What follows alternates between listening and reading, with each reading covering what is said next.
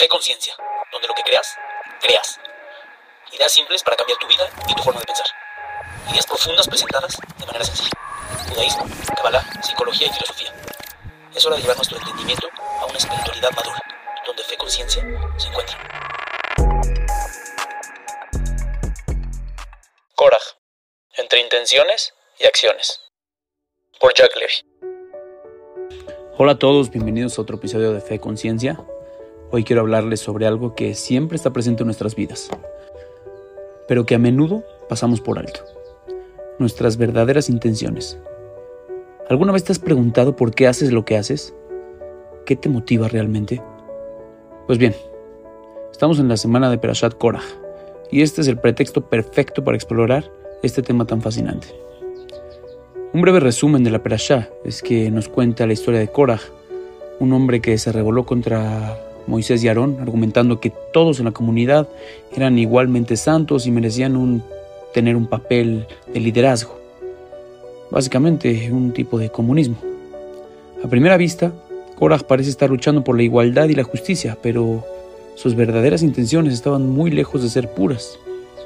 En realidad, él quería poder y reconocimiento para sí mismo, como lo vemos al final de la historia. Esta historia nos demuestra cómo una acción puede parecer justa en la superficie, pero estar motivada por intenciones egoístas y dañinas. En este episodio veremos autores contemporáneos que también nos han hablado sobre la importancia de entender nuestras motivaciones más profundas, y hoy vamos a combinar estas perspectivas modernas con algunos ejemplos bíblicos para reflexionar sobre cómo nuestras intenciones afectan nuestras acciones y, en última instancia, nuestras vidas.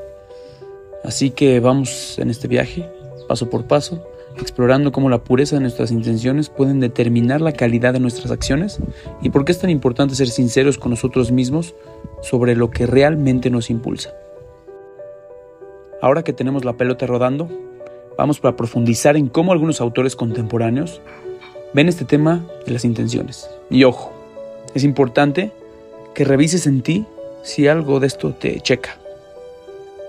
Mario Saban, en Sod 22, nos habla sobre un concepto muy interesante: materializar lo espiritual. Él plantea que es el proceso por el cual una persona con intereses puramente materiales utiliza el estudio de los aspectos espirituales para obtener esos bienes, desequilibrando así todas sus dimensiones en el aspecto de Kabbalah. De esta manera, la midá, o sea, la virtud, se transforma en klipa, o sea, en transgresión.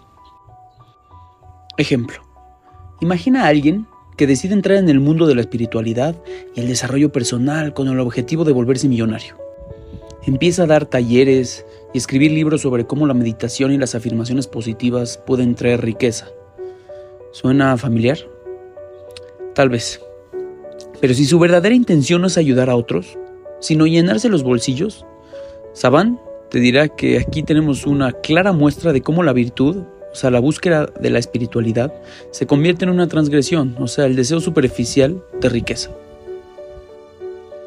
Por otro lado, Dietrich Bonhoeffer, un teólogo alemán, en su libro Ethics, nos habla de la pureza de las intenciones como el núcleo de la responsabilidad moral.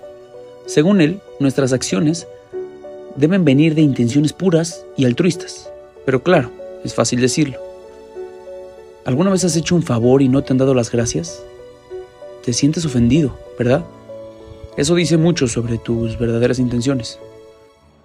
Piensa en esa vez que ayudaste a un amigo con algún problema. Dedicaste tiempo, esfuerzo y toda tu inteligencia para ayudarle. Y al final del día, ni siquiera te dio las gracias. Te ofendiste y pensaste: ¿cómo es posible que no me dio las gracias? Bonhoeffer te dirá que si te ofendiste por no recibir ese reconocimiento, entonces realmente tus intenciones no eran tan puras como pensabas. Estabas buscando agradecimiento y validación, no solo ayudando por el simple hecho de dar. Como vemos, estos autores nos invitan a mirar más allá de la superficie y a reflexionar sobre lo que realmente nos importa. ¿Estamos siendo sinceros con nosotros mismos o estamos escondiendo nuestras verdaderas intenciones detrás de una fachada? Bueno, sigamos explorando con algunos ejemplos bíblicos. Porque si hay algo en las historias antiguas pueden enseñarnos, es cómo complicar las cosas. Vamos para allá.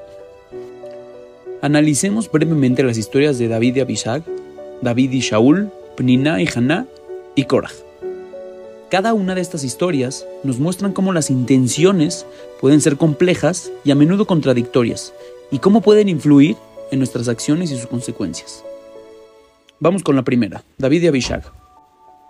En los últimos años del rey David, ya anciano y debilitado, cuenta la historia que no podía mantenerse caliente, incluso cuando estaba cubierto con ropas. Sus sirvientes sugirieron buscar una joven virgen para que cuidara del rey y lo mantuvieran caliente. Encontraron a Abishag la Shulamita, una hermosa joven que cuidó de él, pero no tuvieron relaciones íntimas. Está rara esta historia, ¿verdad? A primera vista, parece una solución práctica a un problema físico. Sin embargo, cuando consideramos la vida y los pecados de David, especialmente su historia con Bathsheba, podemos preguntarnos si había algo más profundo detrás de esta decisión. Tal vez David estaba buscando redención o pureza al final de su vida. Era una manera de intentar corregir sus errores pasados, estando otra vez con una mujer bella y tal vez no teniendo relaciones. Analicemos. Para entender esto, tenemos que entrar a la siguiente historia, que es la de David y Shaul. En esta historia, David está huyendo del rey Shaul, que lo quiere matar, y David y sus hombres se esconden en una cueva. Por coincidencia, Shaul entra a descansar en esa misma cueva y David tiene la oportunidad de matar a Shaul. Pero en lugar de hacerlo, solamente corta un pedazo de una de sus mantas para demostrar que podía haberle quitado la vida, pero decidió perdonarlo. David muestra este pedazo de manto finalmente a Shaul como prueba de su misericordia. Sin embargo, el versículo dice que después de haberlo cortado, David siente culpa por haber siquiera cortado el manto del escogido de Dios, el que era el rey en ese momento. Este conflicto nos muestra la complejidad de sus intenciones. A pesar de hacer lo correcto, al no matar a Saúl, David lucha con sus propias motivaciones y las repercusiones de sus acciones. Finalmente, sintió algo que estaba mal. El versículo claramente dice que sintió arrepentimiento. Nos recuerda que nuestras acciones, incluso las más nobles, pueden estar teñidas de intenciones ambiguas. Analicemos más profundo. David se arrepintió porque al cortar el pedazo de tela del escogido de Dios, estaba desafiando la decisión de Dios de seleccionar a Shaul como rey.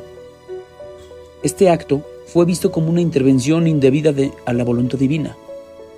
A diferencia de Korah, quien no dudó en cuestionar esta intervención divina, David reconoció su error. Como dicen los sabios, el liderazgo está dispuesto por Dios, desde el rey hasta el jefe de los barrenderos. Esto nos recuerda que Dios tiene el control sobre el liderazgo y las posiciones de poder. Finalmente, David paga un karma también por ese pedazo de tela que cortó. En el final de sus días, como dijimos al principio, la tela no le alcanzó para calentarse. Es por eso que llama a esta mujer bella. No nada más para redimir el pecado de Bathsheba, sino para también redimir el pecado de haber cortado este pedazo de tela a Shaul. La siguiente historia es de Pniná y Haná. Pniná y Haná eran dos esposas de Elcaná. Pniná tenía hijos, pero Haná no podía concebir y sufría muchísimo por ella. Pniná provocaba constantemente a Haná, haciéndola sentir aún peor por su infertilidad. Hay dos análisis. Según el Talmud, Pniná actuaba con buenas intenciones, con el propósito de incitar a Haná a que rece con más fervor y buscar un acercamiento más profundo con Dios. Sin embargo, sus provocaciones causaban muchísimo dolor a Haná. Por otro lado, tenemos la opinión del Ben Ish Chai, que nos plantea la pregunta de si las intenciones de Pniná eran realmente puras. Él piensa realmente que había un deseo de superioridad y crueldad detrás de las acciones de Pniná. Es por eso que más tarde en la historia, por cada hijo que le nació a Haná, se morían 2 de los hijos de Pniná, hasta que Pniná rogó que dejara a Haná de tener hijos. Esta historia nos desafía a considerar cómo nuestras acciones, aunque bien intencionadas o aparentemente bien intencionadas, pueden tener consecuencias dolorosas y cómo debemos ser cuidadosos con nuestras verdaderas motivaciones. La siguiente y última historia es la de Koraj. Koraj, un levita que era un puesto de mando en ese entonces, lideró una rebelión contra Moisés y Aarón, cuestionando su liderazgo y proclamando que toda la comunidad era igualmente santa y que ellos no tenían por qué ser los líderes si todos eran un pueblo santo. Es decir, un tipo de comunismo. Koraj y sus seguidores desafiaron la autoridad de Moisés y Aarón, generando un gran conflicto adentro de la comunidad. A primera vista, los argumentos de Koraj parecen razonables y democráticos. Después de todo, después del evento de los espías y varias crisis en el camino del desierto, Dios estaba determinado a acabar con esa generación entera antes de que puedan heredar la tierra prometida. Recordemos que Koraj pertenecía a la tribu de Leví y ya tenía una posición de privilegio. Sin embargo, no estaba contento con su rol y deseaba más poder. Esto indica que su motivación no era simplemente la igualdad, sino el deseo de ascender en la jerarquía. Por otro lado, la Torá deja muy claro que el liderazgo de Moshe y Aarón fue designado por Dios. Al desafiar su liderazgo, Koraj estaba desafiando la voluntad divina. Esto es crucial porque muestra que Koraj no respetaba las decisiones divinas y buscaba imponer su propia agenda. Koraj utilizó argumentos de igualdad y santidad para ganar apoyo entre el pueblo. Sin embargo, sus acciones mostraron que su verdadera intención era sembrar discordia y así obtener poder. Usar una causa noble como fachada para motivaciones egoístas es una señal clara de intenciones impuras. La respuesta de Dios a la rebelión de Koraj fue contundente y trágica. La tierra se abrió y se tragó a Koraj y sus seguidores. Este castigo no solo muestra la desaprobación divina, sino que también revela que las intenciones de Koraj eran tan corruptas que merecían una intervención directa y severa de Dios. Ahora entendemos por qué en la historia de David se arrepintió por cortar el pedazo de tela del escogido por Dios. Al hacerlo, estaba desafiando, intentando controlar o interviniendo en la decisión de Dios de seleccionar a Shaul como rey. A diferencia de Koraj, que no dudó en poner en tela de juicio esa intervención, David reconoció su error y se arrepintió. Es sabido lo que dicen los sabios sobre el liderazgo, que éste está dispuesto por Dios, hasta del jefe de los barrenderos. Conectando los puntos, vemos finalmente también la oración de Haná, que dice que Dios levanta del polvo al despojado, de los desperdicios suba al destituido para sentarlo con los generosos, o sea, con los reyes, con los ministros, con la gente con un puesto de honor, ya que a Hashem le pertenecen los pilares de la tierra y colocó sobre ellos el mundo. Continúa y dice: los pasos de sus piadosos cuidará y los malvados en la oscuridad permanecerán inmóviles, pues no por la fuerza domina el hombre. Vemos en la Torá cómo estas historias nos ofrecen lecciones profundas sobre la importancia de evaluar sinceramente nuestras intenciones. Nos muestra que nuestras acciones pueden tener repercusiones importantes y que es crucial ser honestos con nosotros mismos sobre lo que realmente nos impulsa. Ahora que hemos recorrido las historias bíblicas y hemos visto cómo las intenciones juegan un papel crucial, pasemos a algunos ejemplos del mundo real y conexiones con el Zohar. Porque claro, no solo los personajes bíblicos tienen que lidiar con sus intenciones, nosotros también tenemos nuestros propios problemas. El Zohar Hadash en Bereshit habla sobre 5 tipos de Erev Rav, que aparecen en cada generación. Erev Rav es un término en el judaísmo que se refiere a un grupo que incluía a los no judíos como egipcios y otros que se unieron a las tribus de Israel en el Éxodo.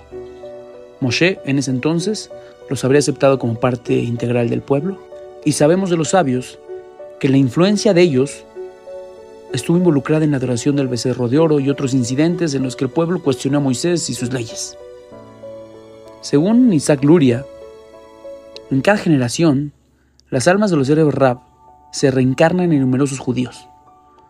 El Zohar, el texto fundamental del pensamiento cabalístico, dice que los Erev Rav no solo existen en cada generación, sino que son la causa de la mayoría de los problemas que afectan al pueblo judío, por lo que son considerados como enemigos peligrosos, y enumera 5 tipos. Los primeros que enumera son los amalequitas. Estos son líderes que se hacen por la fuerza y son azotes para Israel. Los segundos son los nefilim, los caídos, que caen en relaciones prohibidas con mujeres hermosas. El tercero son los giborim, los poderosos.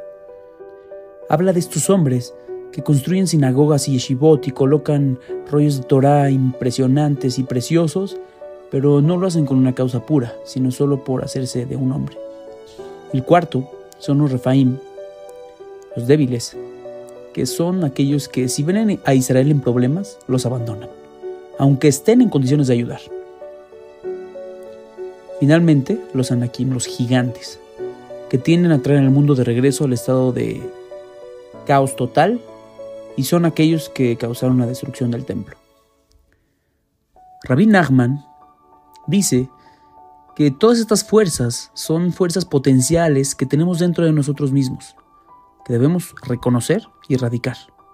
Todos tenemos rasgos de carácter de Ereb Rav, porque ninguno de nosotros es perfecto, y al menos ocasionalmente todos seremos culpables de comportarnos de una manera típica de uno de estos arquetipos. Para el propósito de lo que quiero explicar, enfoquémonos en los giborim. Estas personas aparentemente buenas donan templos enteros para engrandecer el nombre. La pregunta es, ¿el de Dios o el de ellos mismos? Muchas veces, un mismo acto puede estar disfrazado de intenciones puras o puras. Y aunque la acción en sí misma es buena y beneficia a toda la comunidad, las intenciones detrás de la acción son lo que realmente importa. Si la verdadera motivación es el reconocimiento personal, entonces la acción, aunque positiva en apariencia, finalmente está manchada por intenciones egoístas. Las lecciones de la Torá y el Zohar nos enseñan que nuestras intenciones importan tanto, si no más, que nuestras acciones.